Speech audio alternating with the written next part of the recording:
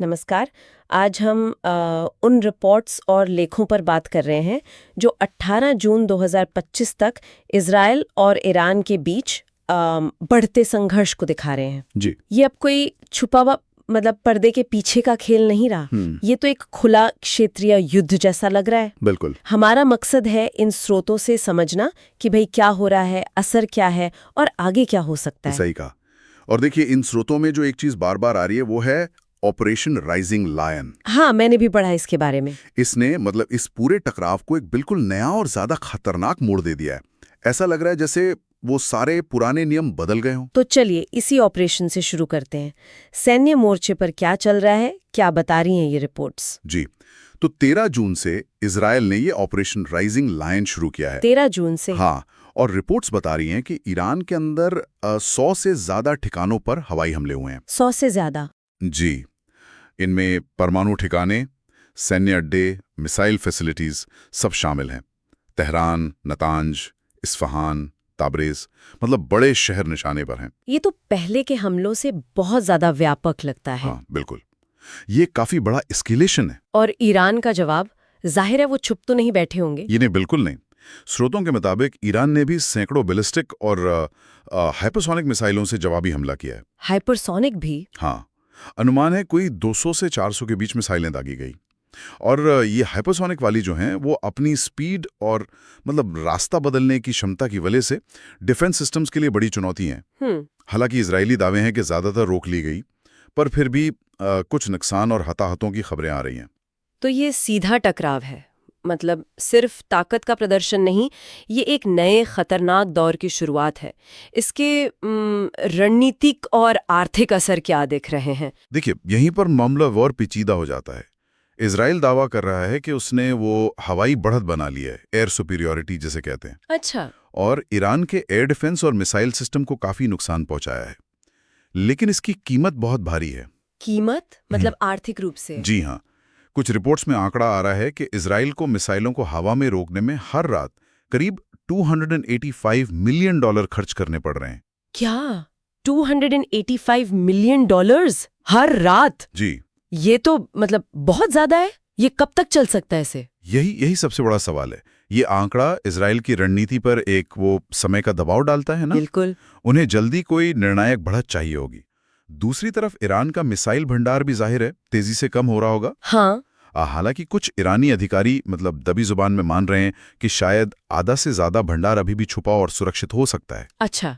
तो दोनों ही तरफ वो संसाधनों पर भारी दबाव है। इस खुले टकराव के साथ साथ क्या वो खुफिया गतिविधियां भी चल रही हैं? कुछ स्रोत इशारा कर रहे थे। हाँ, ऐसी रिपोर्ट्स हैं। कहा जा रहा है कि इजरायली खुफिया एजेंसी मोसाद ने ईरान के अंदर पहले से ही गुप्त ड्रोन नेटवर्क बना रखे थे। पहले से? जी।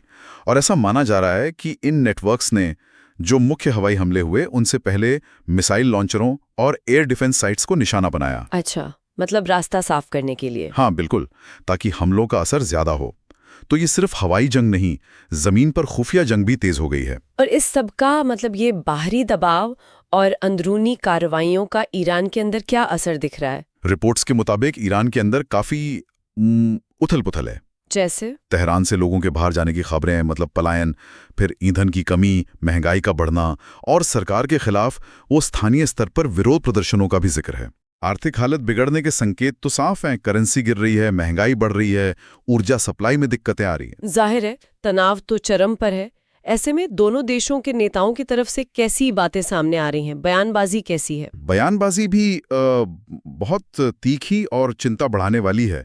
इजरायली प्रधानमंत्री नेतन्याहू तो अब खुले तौर पर ईरान में शासन परिवर्तन की बात कर रहे हैं। अरे! और उन्होंने खामेनेई की हत्या की संभावना से भी इनकार नहीं किया। ये बहुत भड़काऊ बयान है। हाँ, ये तो बहुत आगे की बात हो गई। और ईरान के सर्वोच्च नेता खामेनेई? उनकी प्रतिक्रिया भी उतनी ही सख्त है। उन्होंने कहा है, लड़ाई शुरू होती है और किसी तरह की नरमी न दिखाने का संकल्प लिया है। अच्छा। साथ ही अमेरिका को सीधा चेताया है कि वो दखल ना दे। तो दोनों तरफ से कोई पीछे हटने को तैयार नहीं। दुनिया भर में क्या प्रतिक्रिया है इसकी? अंतर्राष्ट्रीय समुदाय क्या कह रहा है? देखिए, वैश्विक चिंता तो साफ दिख रही है। जर्मनी, तुर्की, रूस, संयुक्त राष्ट्र सब संयम बरतने और वो तनाव कम करने की अपील कर रहे हैं। खाड़ी देशों में एक और चिंता है। परमाणु ठिकानों पर हमलों के बाद रेडिएशन फैलने का डर। कतर जैसे देश हालात पर बारीकी से नजर रखे हुए हैं। इसका असर तो पूरे इलाके पर पड़ रहा होगा, है ना? बिल्कुल। कई देशों ने अपने दूतावास बंद कर दिए हैं, विदेशी नागरिकों को निकाला जा रहा है। हाँ। हवाई यातायात बुरी तरह बिगड़ा है, जिससे व्यापार और यात्रा सब पर असर पड़ा है। ये अब सिर्फ इजराइल ईरान का मामला नहीं रहा, इसका असर बहुत फैल गया है। तो कुल मिलाकर इन स्रोतों से जो तस्वीर बन रही है वो वाकई पिछले गुप्त संघर्षों से एकदम अलग है। ये खुला क्षेत्रीय युद्ध है। जी हाँ। और इसमें दोनों पक्ष भारी कीमत चुका रहे हैं, आर्थिक भी, सैन्य भी और जाहिर है मानवीय भी। स्थिति वाकई गंभीर है। दांव बहुत ऊंचे लगे हैं और नतीजा क्या होगा कहना मुश्किल है। अगर ये संघर्ष लंबा खिंच गया तो इसमें और भी ताकतें खिंच सकती हैं, क्षेत्रीय भी और वैश्विक भी। हाँ, वो खतरा तो है। और उसके नतीजे तो मतलब कोई सोच भी नहीं सकता। सही कहा। तो इन स्रोतों के विश्लेषण के बाद कुछ सवाल हैं जिन पर आगे नजर रखनी होगी, जैसे क्या ईरान इस रफ्तार से हमले जारी रख पाएगा? क्या इजराइल के इंटरसेप्टर सिस्टम ये लगातार दबाव झेल पाएंगे? हाँ, ये भी बड़ा सवाल है। क्या खुफिया ऑपरेशंस चलते रहेंगे या फिर जमीनी हमले भी हो सकते हैं? और सबसे बड़ा सवाल, क्या अंतर्राष्ट्रीय डिप्लोमेसी मतलब कूटनीति इस बढ़ते तनाव को एक बड़े युद्ध में बदलने से रोक पाएगी? जी, यही सबसे अहम सवाल है इस वक्त।